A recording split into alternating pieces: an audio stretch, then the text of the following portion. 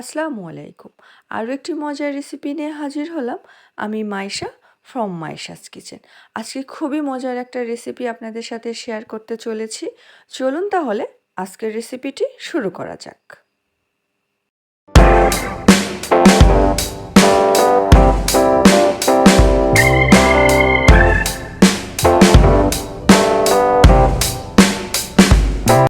প্রথমে একটি কড়াই নিয়ে নিতে হবে, আর কড়াইয়ের মধ্যে দিয়ে দিতে হবে বেশ খানিকটা তেল। তেল গরম হতে না হতে এর মধ্যে দিয়ে দিতে হবে তেজপাতা, এলাচ, লবঙ্গ, দারচিনি। তার মধ্যেই দিয়ে দিতে হবে রসুন কুচি আর পেঁয়াজ কুচি। চাইলে আপনারা এখানে রসুন বাটা, পেঁয়াজ বাটা দুটোই ব্যবহার করতে পারেন, কিন্তু আমি এখানে রসুন কুচি আর পেঁয়াজ কুচি ব্যবহার করছি। এখন একটু মোটামুটি লাল করে ভেজে নিতে হবে।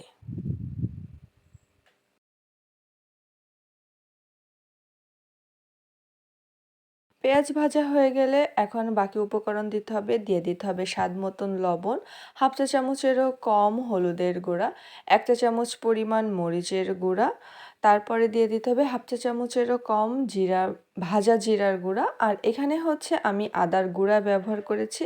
হাতের কাছে আমার আদা বাটা ছিল না, এই জন্য আদার গুঁড়া ব্যবহার করেছি। আপনারা আদা বাটাও ব্যবহার করতে পারেন। তারপরে সামান্য পানি দিয়ে এখন মশলাটা খুব ভালো করে কষিয়ে নিতে হবে। অল্প অল্প করে কয়েকবার পানি দিয়ে আমি মশলাটা বেশ 2-3 বারের মতন খুব ভালো করে কষিয়ে নিয়েছি। এত সুন্দর করে কষাতে হবে যাতে করে পেঁয়াজ আর রসুন যেহেতু আমি কুচানো দিয়েছি ওইটা খুব সুন্দরভাবে সফট হয়ে যায় আর একটা তেল উঠে যায়, সেইভাবে খুব ভালো করে কষিয়ে নিতে হবে।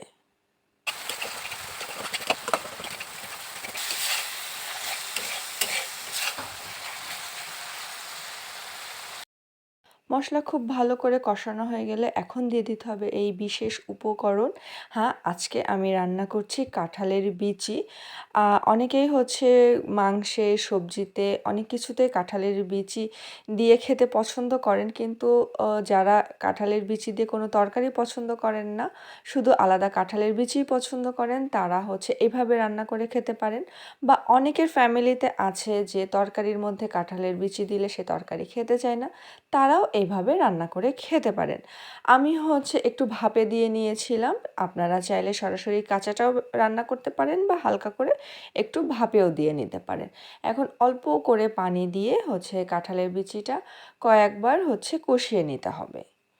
এটাও খুব ভালো করে কষাতে হবে যাতে করে কাঁঠালের বিচির মধ্যে খুব সুন্দর করে মশলাটা ঢুকে যায় আর এটা খুব সুন্দর সফটও হয়ে যায়। এজন্য প্রথমে আছে খুব ভালো করে 2-1 বার কষিয়ে নিতে হবে।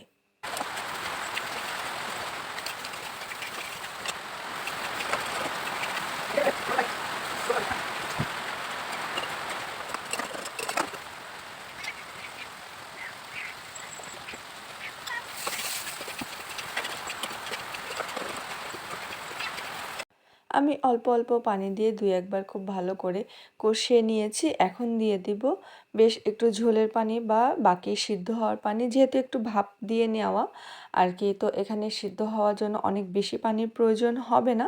তারপরে মোটামুটি একটু পানি দিয়ে ঢাকনা দিয়ে ঢেকে 5-7 মিনিটের জন্য ঢেকে দিব।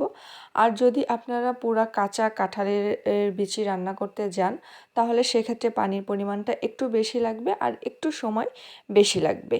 এজন্য ঢাকনা দিয়ে ঢেকে আমি হচ্ছে সুন্দর করে নিয়েছি। আর একটু খুন্তির মাথা দিয়ে দেখছিলাম যে না ঠিক মতন হয়েছে কিনা।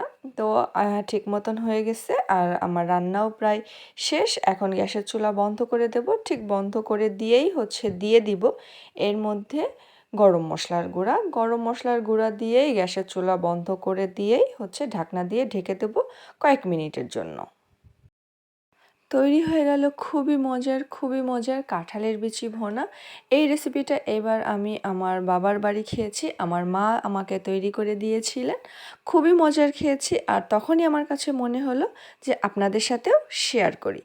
তো শেয়ার করে দিলাম আর এখন গরম গরম পরিবেশনের পালা।